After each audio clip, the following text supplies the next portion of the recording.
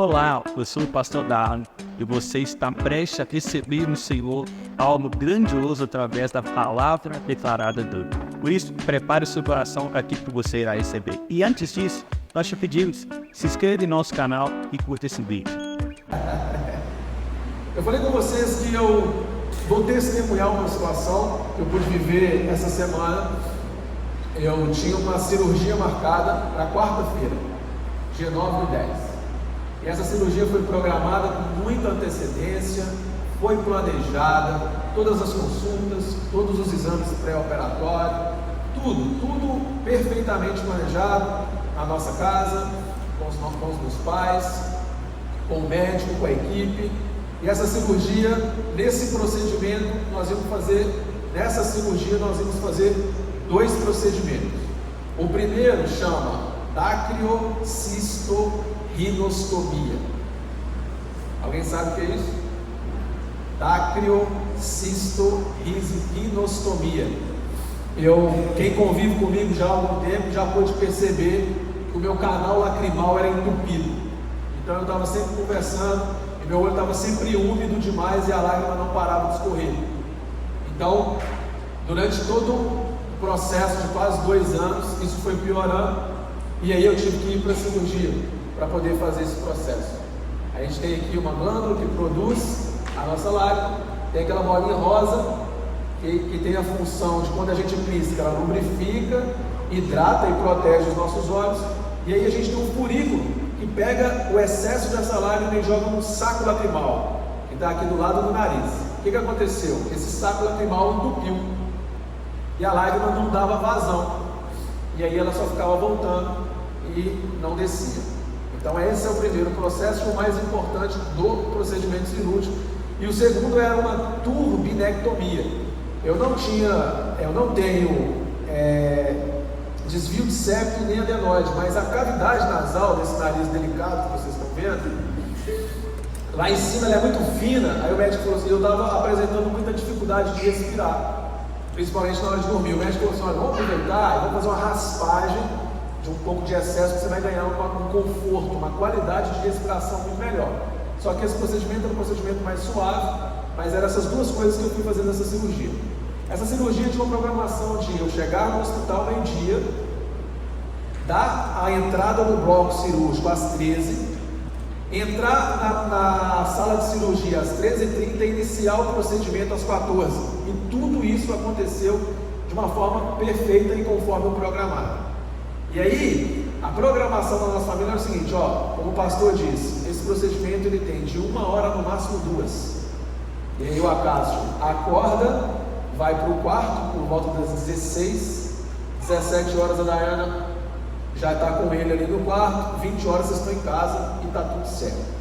Então esse era o programado, esse era o procedimento, e tudo isso aconteceu. A última coisa que eu lembro é quando começou a chegar toda a equipe ali, né?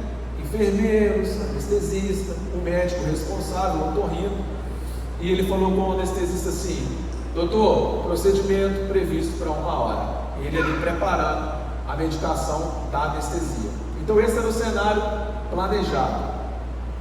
Iniciamos a cirurgia e eu me lembro, e eu acordei às 11h40 da noite. Eu não sabia onde eu estava em meio a uma crise de pânico. Eu voltei da anestesia com uma crise muito forte, muito forte. Eu saltava da maca, não sabia onde eu estava, que lugar era aquele, já não era mais a sala de cirurgia. Eu senti uma dor no peito insuportável que me pressionava para cima da cama, e eu gritava, meu peito doía. A única pessoa que eu vi na frente da maca foi o médico. Ele falou, calma, aí veio uma enfermeira correndo. Então a gente vai ter que dar um tranquilizante para ele, e ali eu já não lembrava mais, já não entendia mais as coisas, uma crise muito forte. Essa é a situação que eu estava vivendo, que eu estou testemunhando. E aí a enfermeira veio, sedou e falou assim, alguém chama a esposa dele, pede a esposa dele para vir para cá e vamos dar uma acalmada nele. Essa é a situação. E qual foi a experiência? Como a programação mudou, quando foi 1h30 da manhã, nós fomos para o quarto do hospital. Nós não íamos ficar no hospital, mas tudo mudou e eu tinha que ficar sob observação. Agora eu não podia ir mais para casa, por causa de todo o processo que tinha acontecido. Nós chegamos 1h30, demos entrada no quarto, e quando foi 3h30 da manhã, começou a minha experiência com Deus. Eu precisava de ficar inclinado na cama, por causa que a vazão que dava na cirurgia era grande, então eu precisava de ficar inclinado. E eu dormi e tombei. E eu senti de uma forma muito forte e muito clara algo me puxando para cima e me acertando, como se fosse uma ripa, como se fosse um compensado, e me acertando porque eu estava caindo. E eu assustei. Naquela hora veio muito forte. Eu sabia que Deus tinha algo ali para mim, era muito claro. E ali eu ainda meio atordoado, e da primeira eu já sabia que aquilo era Deus. Mas eu voltei e cochilei de novo. Deus começou a ministrar o que eu vou compartilhar com vocês, e eu cochilei de novo. E quando eu cochilei de novo, aconteceu da mesma maneira, uma força muito grande. E ali eu me despertei, e eu comecei a orar, e eu comecei a me arrepiar, a me emocionar. Minha adrenalina ficou muito alta ali dentro do quarto, e eu comecei a viver essa experiência, e Deus começou a ministrar no meu coração.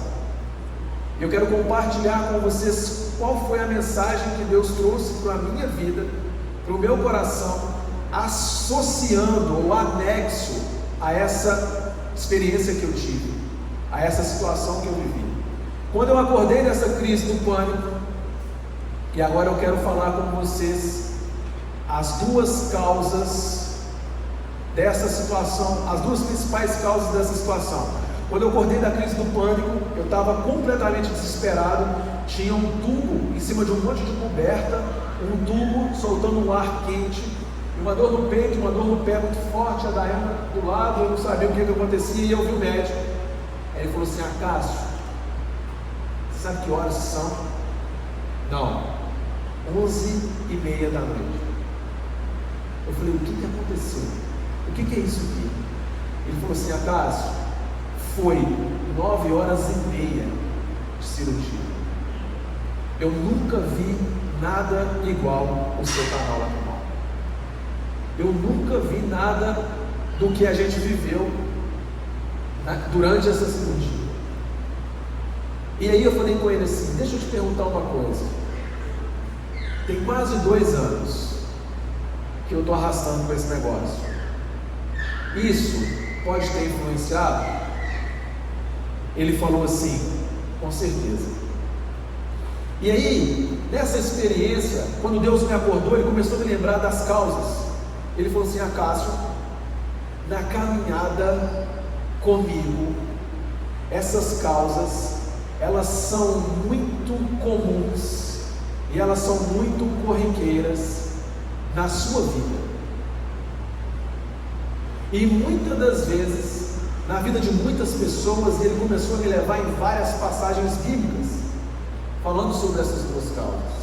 E a primeira causa da situação que a gente tinha vivido, Ele falou assim: Cássio, o que tornou mais difícil é que tudo estava muito infeccionado. Tudo estava muito infeccionado, não dava para ver, não dava para acessar. E a primeira causa dessa situação foi a procrastinação da minha parte. Eu procrastinei durante mais de 1 ano e meio, quase 2, algo que já estava claro para mim que deveria ter sido feito há muito tempo. E quando Deus me acordou, Ele falou assim: Cássio, a procrastinação é um grande problema na caminhada com Deus. E para ficar claro para nós, a primeira causa dessa situação, e o que é, de forma clara, procrastinação, é o ato de adiar algo, ou prolongar uma situação para ser resolvida depois. A procrastinação é um comportamento considerado normal ao ser humano. No entanto, pode ser muito prejudicial. Quem procrastina tende a priorizar atividades menos urgentes ou mais prazerosas, em vez de se concentrar no que realmente precisa ser feito. E o meu coração foi queimando sobre essa questão, porque agora eu já não me preocupava mais, porque já tinha sido resolvido o procedimento cirúrgico. Mas ele falou assim: o principal motivo é que a gente ia pelo seu canal lacrimal acessando, e era tanta infecção e era tanta inflamação que a gente não conseguia enxergar. E o que fez com que isso acontecesse é porque foi tardando demais, isso foi ficando e a lágrima foi acumulando. Chegou num ponto, irmãos, a gente estava conversando essa semana, eu apertava assim, ó, e a secreção voltava. E Deus começou a ministrar no meu coração: Acácio, o que mais é procrastinado nos dias de hoje, o que mais é deixado para depois, o que mais é tirado a importância, o que mais é ocultado, o que mais é algo que é prolongado na situação, na caminhada. E ele começou a trazer algumas situações. Primeira delas, o que nós mais acostumamos a procrastinar: uma rendição total de vida ao Senhor. Muitas das vezes a gente decide caminhar com Cristo, muitas das vezes a gente decide se entregar ao Senhor, mas uma rendição de vida plena, ela é diferente. Muitas das vezes a gente tende a administrar a nossa entrega ao Senhor. O que isso quer dizer? Eu não seguir o Senhor por admiração ou por conveniência, porque muitas das vezes a gente cria liturgias, a gente cria hábitos, a gente cria quase que programações específicas comportamentais. Ir à igreja, um linguajar mais evangeliquez, mas se entregar de uma forma clara, reconhecendo a soberania de Deus, implicando em confiar plenamente em Deus, submetendo as nossas vontades, planos e controle de nossas vidas a Ele. Submeter a nossa vida com rendição total, muitas das vezes tem um controle na nossa mão, aonde a gente controla as áreas que a gente entrega, que a gente consagra e que a gente segue a orientação do Senhor. A procrastinação, a gente vai ver aqui com algumas passagens bíblicas, que ela é um grande problema na vida de qualquer ser humano, principalmente do cristão. Segunda coisa que a gente costuma procrastinar: uma vida diária de devocional. E todos nós sabemos o que é um devocional: leitura bíblica, oração ou uma simples caminhada com Deus.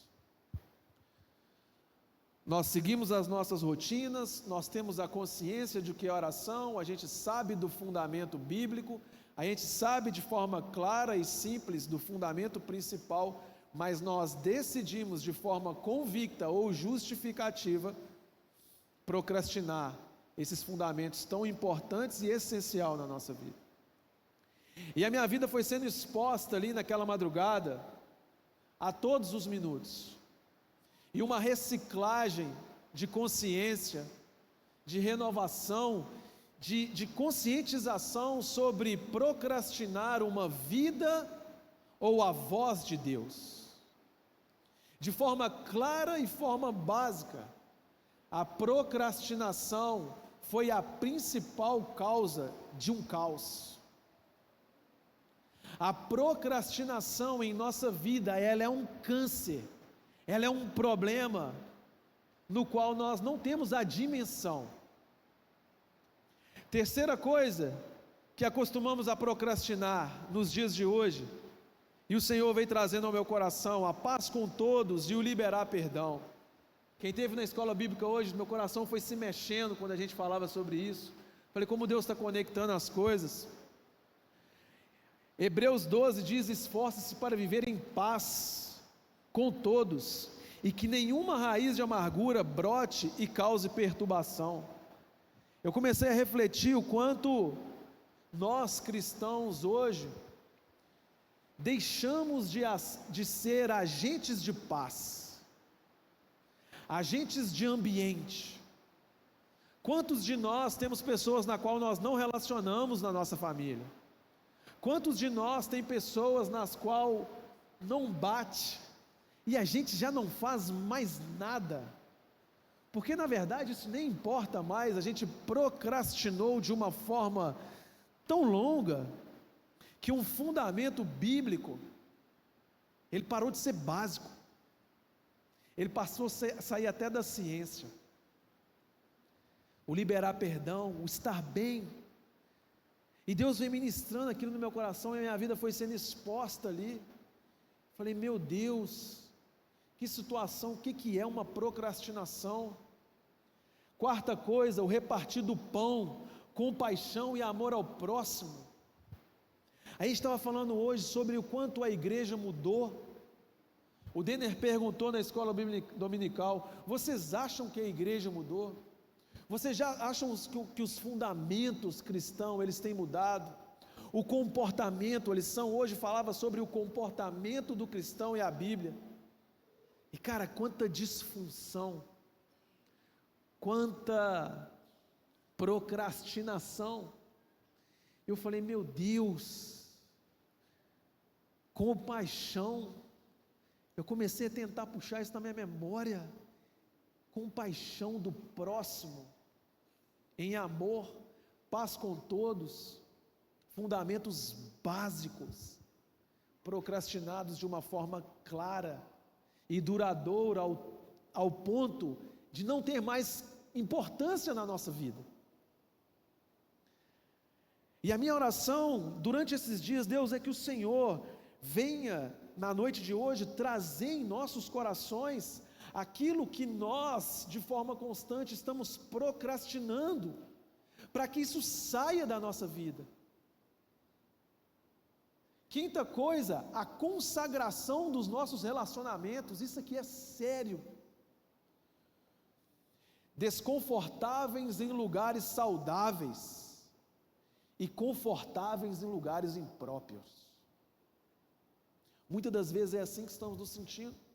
Solteiros com relacionamentos e práticas de casado, e casado com interações, relações e práticas de solteiro.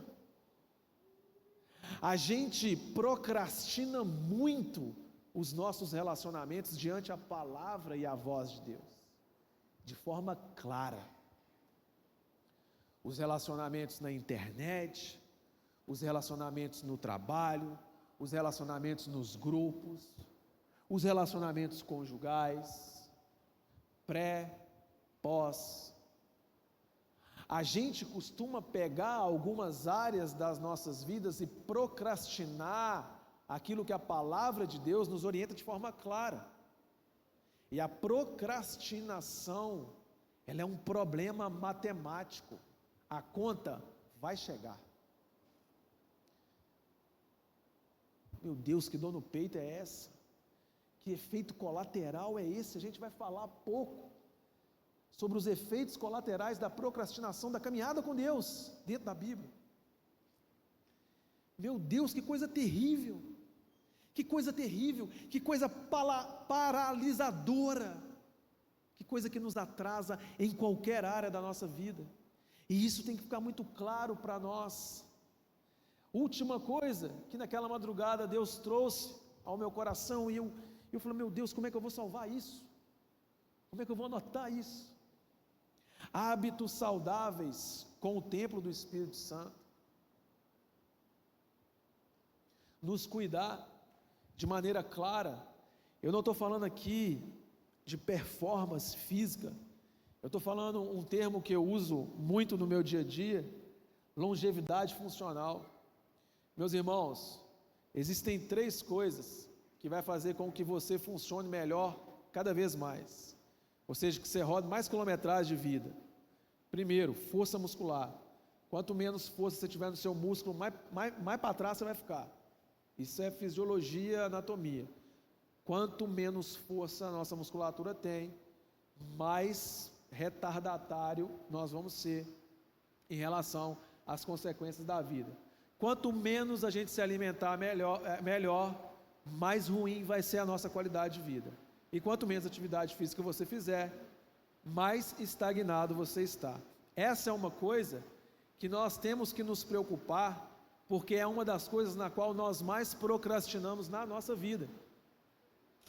Então nós estamos falando hoje de coisas muito básicas, que de uma forma muito simples a gente procrastina, mas as consequências, os efeitos colaterais disso são arrasadores, são assustadores, são devastadores. A primeira causa, procrastinação. A segunda causa, ele me respondeu quando eu estava ali desesperado, ele falou: é claro que esse tempo que demorou, ele fez com que isso acontecesse, porém teve uma outra coisa. Você foi em 2 outros profissionais que tentaram fazer esse processo de uma maneira inadequada. Eu quero destacar um que eu fui, e o oftalmologista colocou uma cânula no meu olho, de boa vontade. Essa cânula entrou, acessou, chegou no canal lacrimal. Ele pegou uma bisnaga de soro fisiológico, e ali ia apertando, com o intuito daquele soro fisiológico invadir esse saco lacrimal e sair toda essa secreção. Só que eu fui sentindo uma pressão no meu rosto, que chegou a dar barulho assim. Eu falei: e ele parou. Ele falou: não tem jeito, você vai ter que operar. E aí ele falou assim: ao fazer isso, o seu canal lacrimal danificou. Então, quando danificou e a gente foi acessar, o seu canal lacrimal não tinha uma anatomia mais correta, ele não seguia mais o caminho que tinha que seguir, ele tomou outros rumos. Segunda causa, a gente costuma querer assumir o protagonismo daquilo que não é da nossa conta. A gente quer assumir o protagonismo sobre a palavra de Deus. A gente quer assumir o protagonismo sobre a voz de Deus, e isso Deus jogou no meu coração. Esses 2 motivos fizeram com que esse caos, e eu vou repartir com vocês aqui os efeitos colaterais e a gente vai encerrar. Porque primeiro nós estamos falando da situação, e a gente está fazendo um paralelo com a nossa caminhada e a nossa vida com Deus. Quem aqui acha fácil, tranquilo e suave caminhar com Deus? Glória a Deus. Ninguém. É um cenário. Então vamos fazer um paralelo sobre esse cenário complicado e uma caminhada mediante a voz e a palavra de Deus. E aí, ao fazer isso, assumir o protagonismo, a gente tem a primeira consequência. E o que é protagonismo? Se eu li de forma clara o que é procrastinação, eu quero ler o significado de protagonismo. Protagonismo é o personagem principal da história, é aquela pessoa que toma atitudes para mudar as coisas. O protagonismo faz com que a pessoa se torne autônomo. Dessa maneira ela se torna responsável por suas escolhas e decisão. Se torna capaz de solucionar os desafios, a agir, pensar por si mesmo. Ou seja, Senhor, dá licença. Senhor, espera aí, eu sou o protagonista dessa situação. Essas foram as 2 causas: procrastinar e querer protagonizar o lugar e a palavra de Deus. Então surge o título dessa mensagem: a procrastinação e o protagonismo sobre a voz de Deus. A procrastinação e o protagonismo sobre a voz de Deus. O que nos leva a querer ser protagonistas sobre a voz de Deus? Primeiro, quando não conhecemos Jesus de forma verdadeira. Quando nós não conhecemos Jesus, nós somos obrigados a ser refém das nossas escolhas. Se eu não conheço Jesus, só me resta agir por mim mesmo. Primeira situação que nos faz protagonista. Segunda situação, conhecer a Deus, conhecer a palavra e não estar disposto a caminhar em seus princípios e vontade. Uma coisa é eu não conhecer, eu sou refém. Outra coisa eu conheço, mas eu não quero, eu escolho. Me faço protagonista.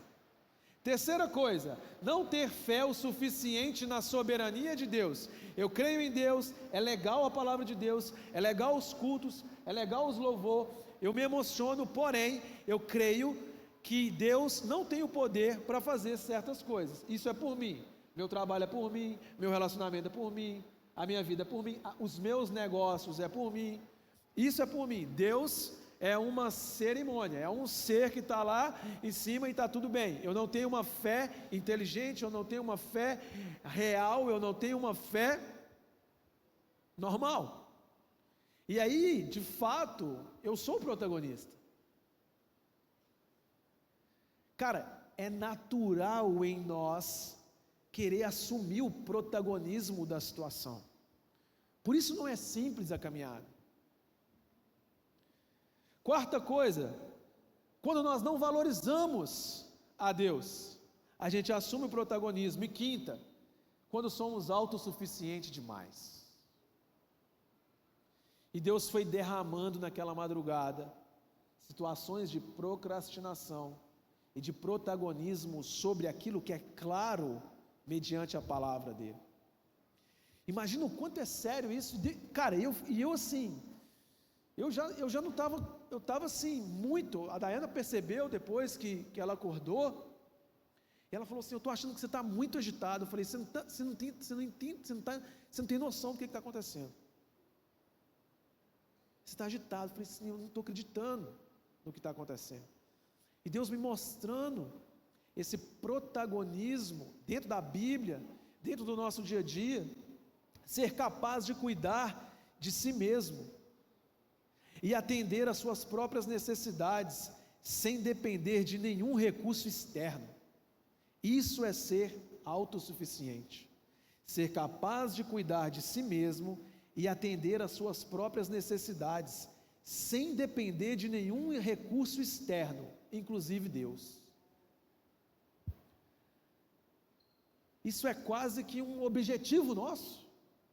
Vamos falar principalmente os homens, criados, educados, instintivos, inflamados a conquistar, a romper, a proteger, a prover, ao ponto de meu irmão, eu não. Eu sou o protagonista. Na minha casa, no meu casamento, eu sou o protagonista. Na criação dos meus na criação dos meus filhos, na minha profissão, irmão. Você vai falar da minha profissão? Você vai falar da minha habilidade de negociar e de me relacionar com as pessoas? Eu sou o protagonista. E essas duas causas fizeram e fazem com que a gente viva algumas consequências. O Senhor nessa noite, naquela madrugada, nesses dias, Ele tem me despertado para poder buscar na palavra dEle situações e correções para que isso seja combatido. E quais são os efeitos colaterais? Para a gente caminhar para encerrar. Se as causas são, a gente já sabe da situação, cenário complicadíssimo, a gente já sabe das causas, procrastinação e protagonismo, e agora eu vou compartilhar com vocês alguns dos efeitos colaterais que eu vivi e que eu estou vivendo por causa dessas duas situações: procrastinação e protagonismo. Primeiro, vulnerabilidade. A Dayana ficou mais ou menos 2 dias muito assustada, falando assim: eu estou incrédula de como eu vi você voltando daquela cirurgia. Eu nunca imaginei que eu fosse ver alguém do seu tamanho, com o seu peso, com a sua altura, de maneira tão vulnerável. Eu olhava para você assim e era inacreditável. Irmãos, eu acordei e o meu peito, ele pressionava, e eu gritava, e aquilo doía. Eu não sei porquê, mas aquilo doía, e aquela movimentação. E aí eu comecei a levantar assim, e eu não conseguia reconhecer. Era um nível de vulnerabilidade de forma constrangedora, de forma no qual você fica completamente exposto. E é assim quando a gente decide procrastinar uma caminhada com Deus, nós estamos vulneráveis. Quando a gente procrastina a palavra de Deus, nós estamos vulneráveis, nós estamos assumindo, nós estamos colocando o peito na frente. E qual é o significado de vulnerabilidade? É o ponto por onde alguém pode ser atacado, ferido ou lesionado, fisicamente ou moralmente. Vulnerabilidade implica riscos e fragilidade, aquilo que pode ser destruído e derrotado. Não há como negar que o significado de vulnerável está associado à fraqueza. Eu nunca estive tão fraco na minha vida. E a palavra que ela usou constantemente foi vulnerável. Ela teve que me ajudar a fazer necessidade. Ela olhava para mim assim, e eu olhava para ela. Era 9h30 de anestesia geral. Eu nunca tinha feito nenhum procedimento. Nós vivemos um momento horroroso de vulnerabilidade. E ela foi falando isso comigo. E Deus foi ministrando na experiência. Vulnerabilidade, exposição. Nós precisamos, e é um privilégio de oportunidade, Deus nos despertar para isso. Senhor, traz no nosso coração e na nossa mente quais são os campos de procrastinação na nossa vida. E a gente tem muito hábito de querer espiritualizar as coisas e separar a vida espiritual da vida física, da vida normal, da vida rotineira. Não, meu irmão, muitas das vezes o seu comportamento na sua vida rotineira, ele é a consequência da sua vida espiritual. Você não é dois. Não, a gente não pode fazer essa separação e essa justificativa. O que a palavra de Deus fala sobre vulnerabilidade? Provérbios 27:1: não se gabe do dia de amanhã, pois você não sabe o que este ou aquele dia pode te trazer. Eu falei, meu Deus, eu entrei aqui e estava tudo planejado, tudo programado, e muitas das vezes a decisão de procrastinar da nossa parte é porque a gente acha que no dia seguinte vai ser tudo do mesmo jeito. Eu faço na outra segunda, eu me purifico, eu corrijo essa rota que Deus está deixando claro para mim, que é tempo de correção, que é tempo de ajuste. Eu procrastino, eu não me entrego a Ele, porque depois que eu me casar, eu vou criando as estratégias, o plano perfeito, sem perceber eu fico vulnerável. Esse é o primeiro efeito colateral de procrastinar a voz e a palavra de Deus. Segundo colateral, eu ainda na conversa com ele citou para mim o desvio das rotas que eu falei com vocês. O que fez essa cirurgia de 2h30 passar para 9h30 era o seguinte: ele falou comigo, Cássio, qualquer outro profissional, ele é um amigo meu, e ele é otorrino, ele é uma referência no Vale do Aço, ele é um cara que tem títulos assim, surpreendentes em relação à profissão dele. Ele falou assim, cara, qualquer profissional tinha parado o seu procedimento, porque não se faz isso, não é normal.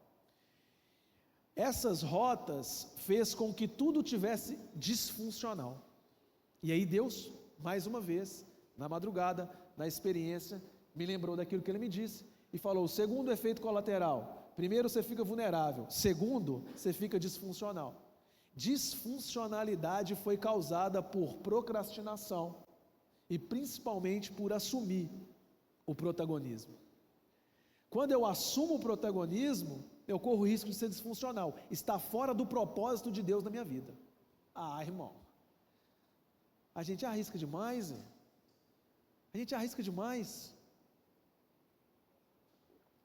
desvio de rotas, complicações em outras áreas, estar fora do propósito de Deus. Disfuncionalidade é característica do que é disfuncional. Do que expressa disfunção, mau funcionamento nas suas funções. Um exemplo de disfuncionalidade mediante a palavra de Deus e a voz de Deus, a gente encontra em Juízes 16, Sansão.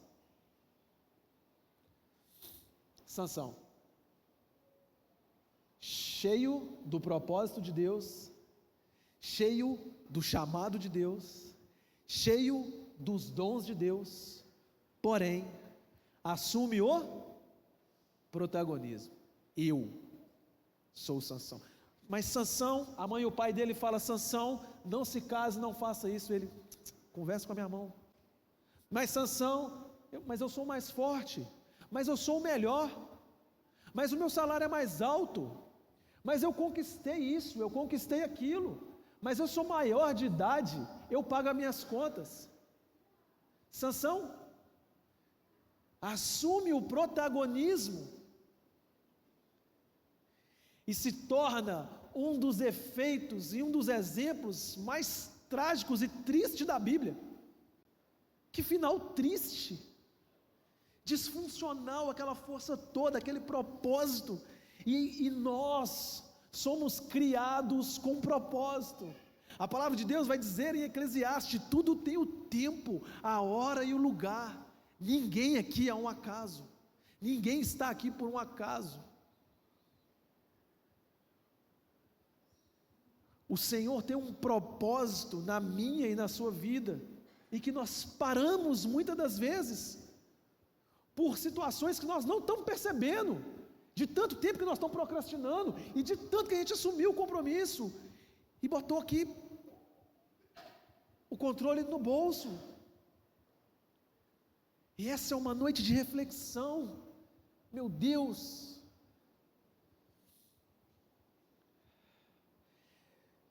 primeiro, efeito colateral, vulnerabilidade. Segundo, disfuncionalidade. Terceiro, quando nós decidimos procrastinar e ser protagonista na frente da palavra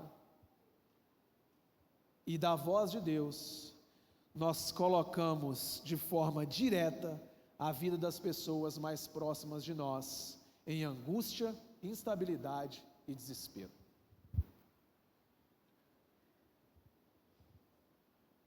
Eu peguei o telefone, no meio desse cenário, eu consegui levantar, tirar a medicação, tirar o soro, peguei o telefone, e eu já estava imaginando, e lá, no meio daquele pânico todo, a Daiana falou assim: eu preciso de sair, e ligar para os seus pais, e falar com a minha mãe, e falar com algumas pessoas. E depois eu fui acompanhar o que eles viveram, porque eu falei: imagina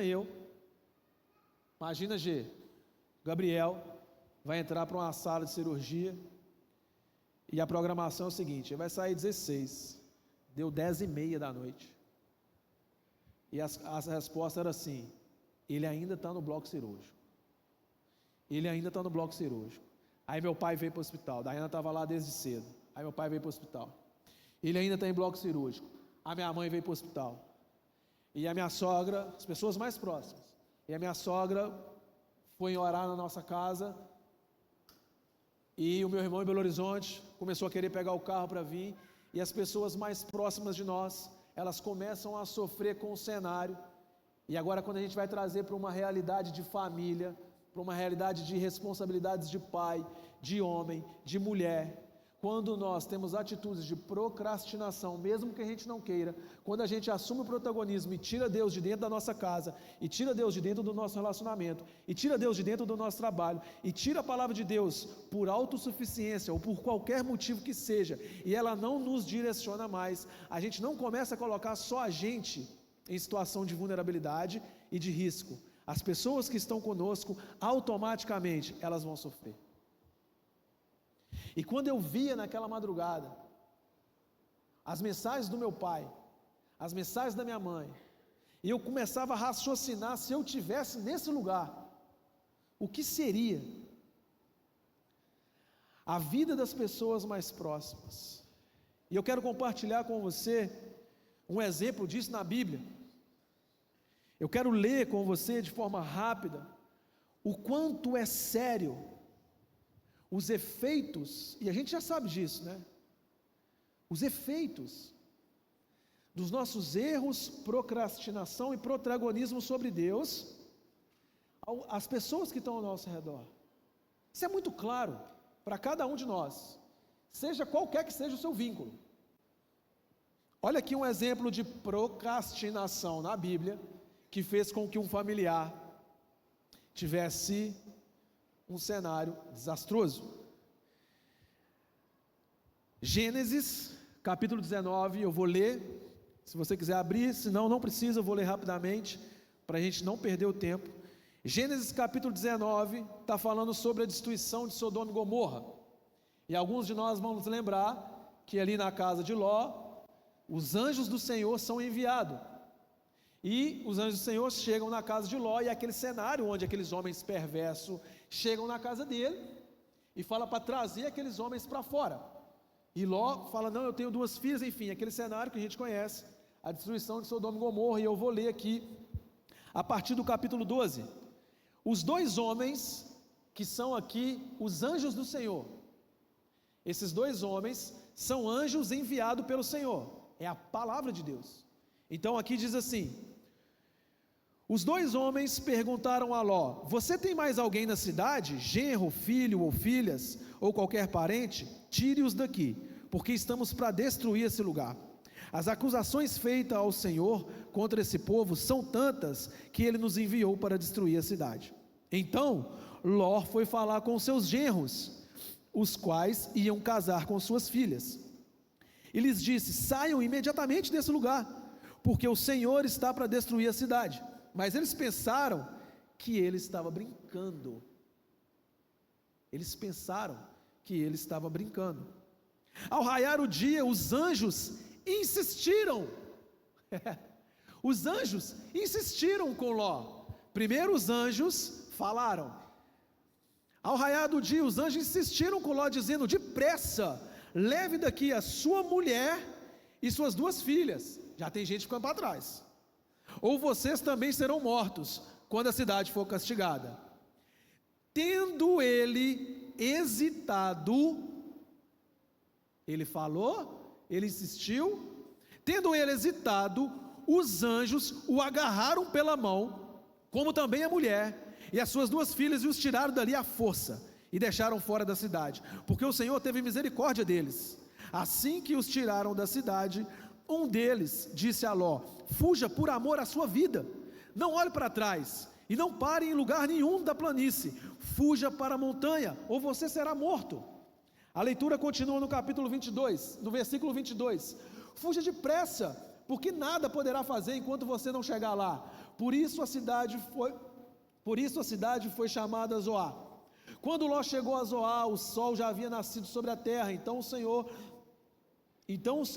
o próprio Senhor fez chover céu do fogo e enxofre sobre Sodoma e Gomorra. Assim ele destruiu aquela cidade, toda a planície, com todos os habitantes das cidades e a vegetação. Mas a mulher de Ló olhou para trás e se transformou numa coluna de sal.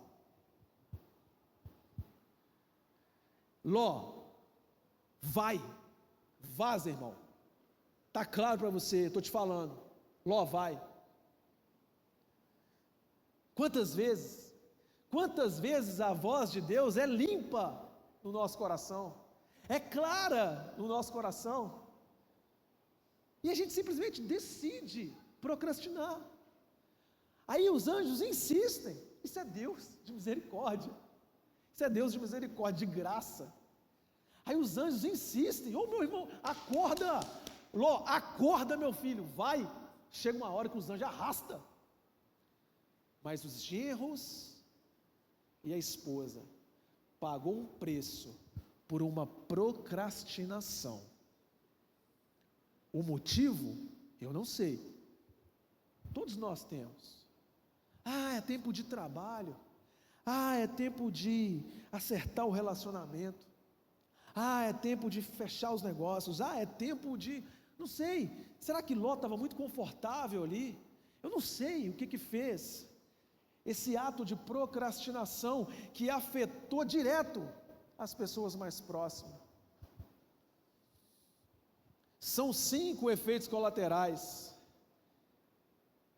E se vulnerabilidade, disfuncionalidade já é o suficiente para a gente poder falar, cara, ninguém quer esse lugar, ninguém quer ser disfuncional, ninguém pode ser disfuncional.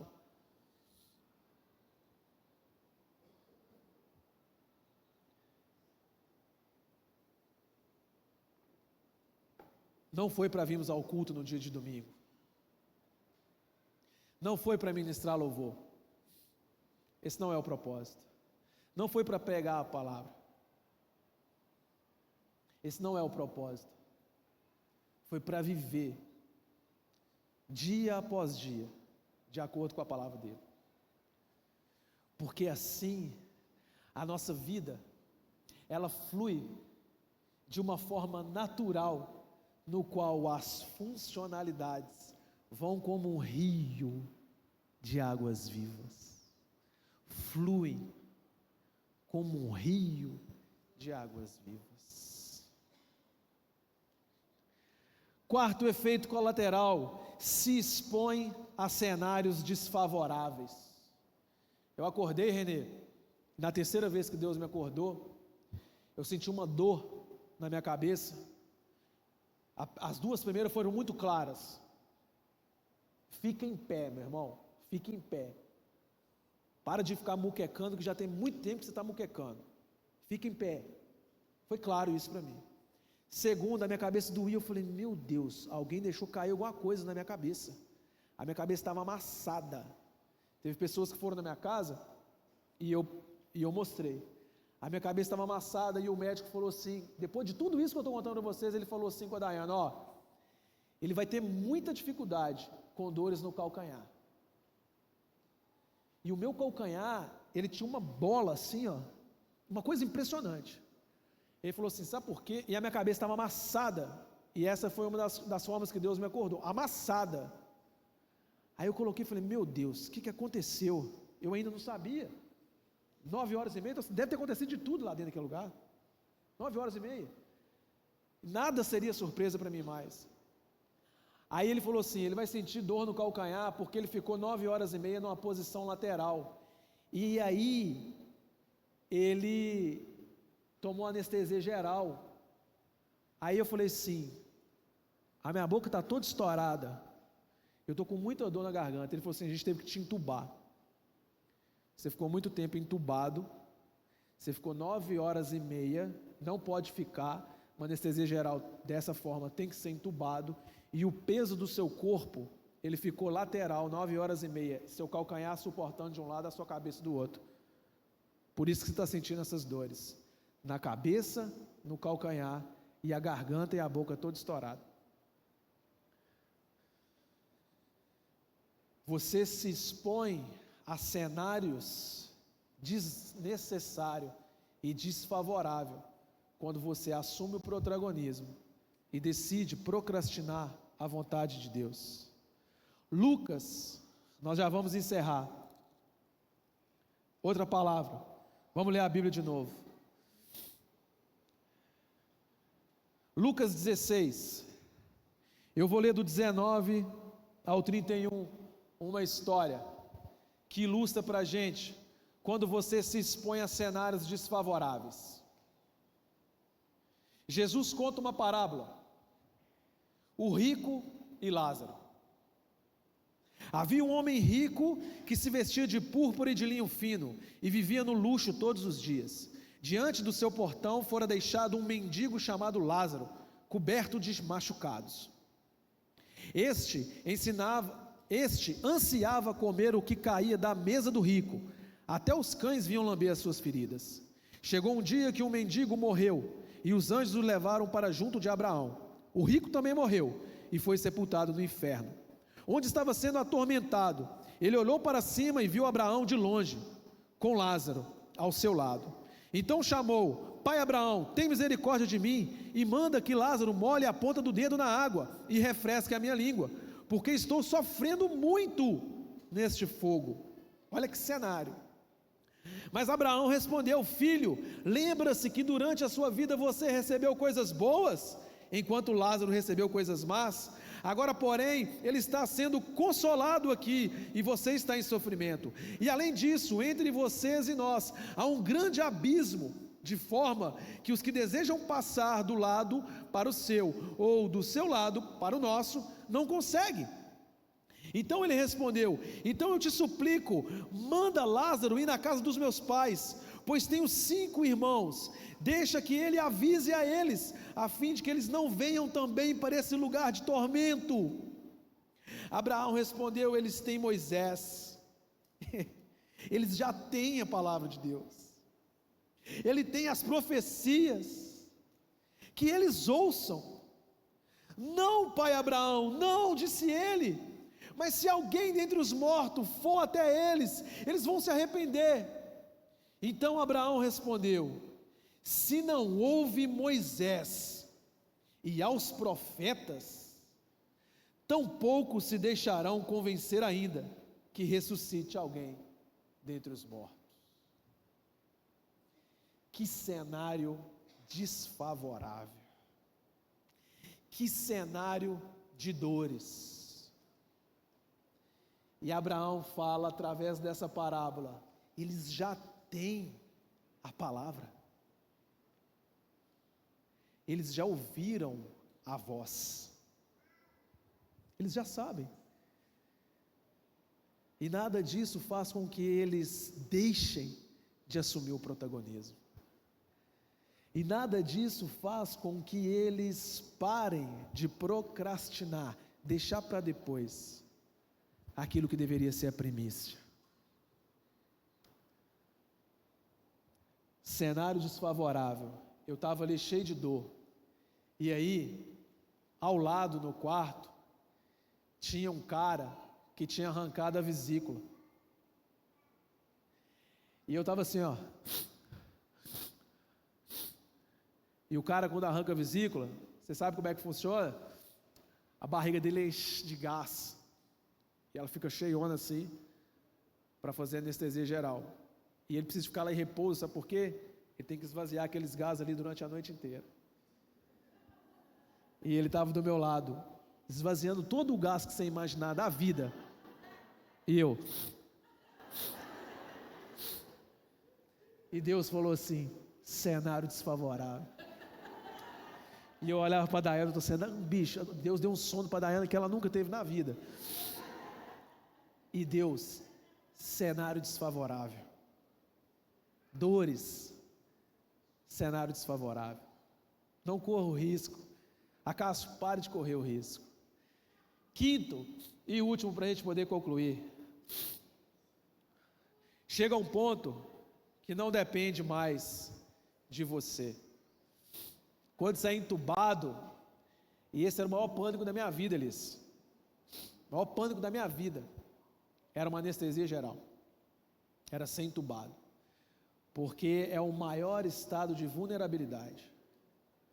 Você está nas mãos de uma pessoa, de um equipamento, e muitas das vezes procrastinar a vida com Deus e assumir o protagonismo pode nos levar a um lugar que não pode depender mais de nós, e não pode ter um cenário pior do que esse. Por isso, caminhar com Deus é feito de oportunidades. Efésios 5, 15 e 16 nos orienta: tenham cuidado com a maneira como vocês vivem, que não seja como insensatos, mas como sábios, aproveitando o máximo cada oportunidade. Tenham cuidado com a maneira como vocês vivem, que não sejam como insensatos, mas como sábios, aproveitando o máximo cada oportunidade. Esses foram os 5 efeitos colaterais que o Senhor trouxe ao meu coração para poder compartilhar com vocês.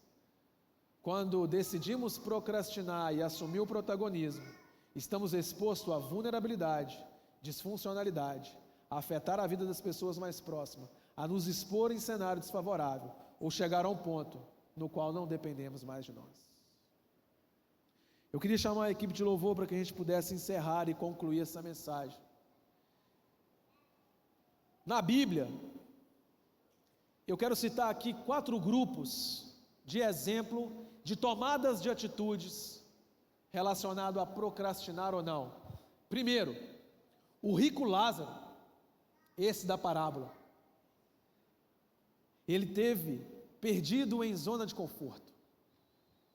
O primeiro grupo que perdeu a oportunidade, a Bíblia relata o rico Lázaro, o jovem rico, que tem uma passagem dele: ei Jesus, o que posso fazer para que eu herde o reino dos céus? E aí Jesus falou tudo ali com ele: faça isso, eu já faço, faça isso, eu já faço, faça isso, eu já faço, pega suas riquezas, doe aos pobres, e acabou ali a história dele. Ele foi o protagonista. O rei Saul, um homem chamado por Deus, colocado como rei, decidiu olhar para si mesmo e mergulhar dentro do seu egocentrismo. Primeiro grupo de pessoas na Bíblia que nos ensina a posicionar de uma forma diante da palavra de Deus. Segundo grupo, Ló, Sansão e Jonas. Ló, Sansão e Jonas tiveram a graça e a misericórdia de Deus, porque o propósito de Deus ainda se cumpriu.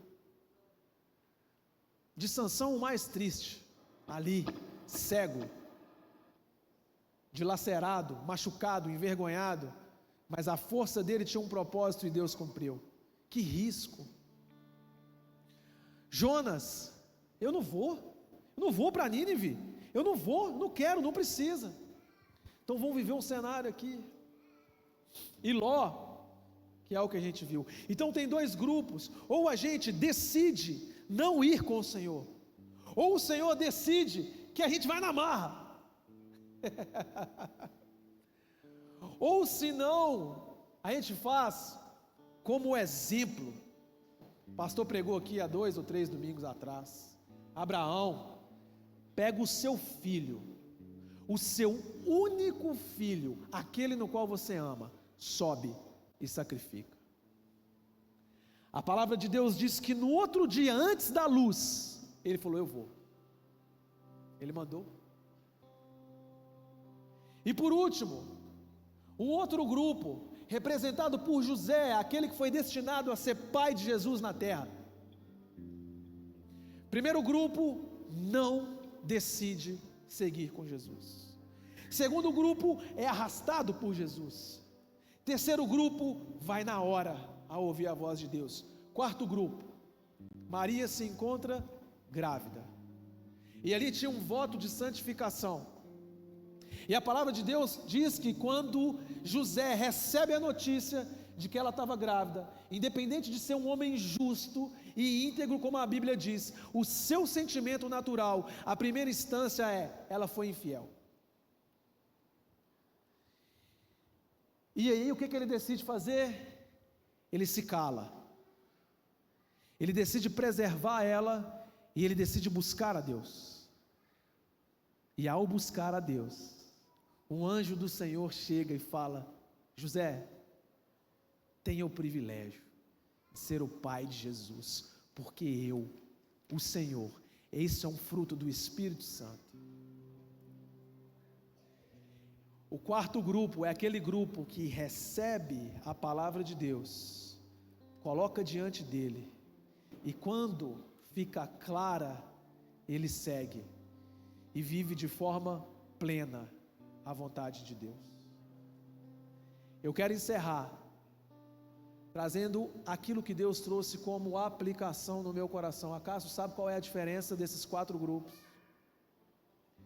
É a decisão que se toma ao ouvir a voz de Deus. Quem decidimos somos nós. É agora ou não. Senhor, eu não sou obrigado a responder agora, mas eu sei, eu entendo, eu não vou procrastinar, eu não vou protagonismo. Me direciona. José, Vai, é Jesus, vai. Senhor, não, valeu, depois eu passo.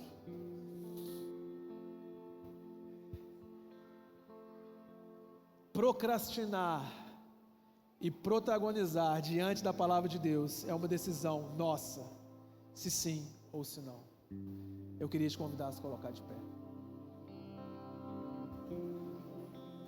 Eclesiastes 12:1 diz: lembre-se do seu Criador nos dias da sua juventude, antes que venham os dias difíceis e antes que se aproximem os anos em que você dirá: não tenho satisfação neles. Sabe o que isso quer dizer, meus irmãos? Sabe aquele cenário no qual nós protagonizamos?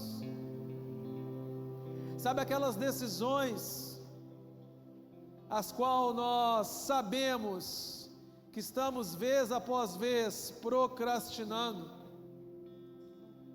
Esse versículo nos diz que querer administrar o agir e a palavra de Deus na nossa vida é o maior risco que eu e você podemos cometer. Falei: Deus, depois dessa palavra eu tenho que recomeçar a andar contigo, porque eu não quero que se aproxime um tempo no qual não tem mais o que fazer. Eu não quero perder oportunidades e perder tempo caminhando com o Senhor de uma maneira seletiva. Não faz sentido. Não faz sentido. Por isso eu te convido a fechar os teus olhos e juntos nesse momento de adoração nos entregar a Ele, entregar o nosso coração, a nossa mente, a nossa vida como um todo. Sabe por quê? Porque a gente não pode correr o risco de procrastinar e protagonizar e deixar de herdar tudo aquilo que o nosso Pai e o nosso Deus tem preparado para nós, em nome de Jesus.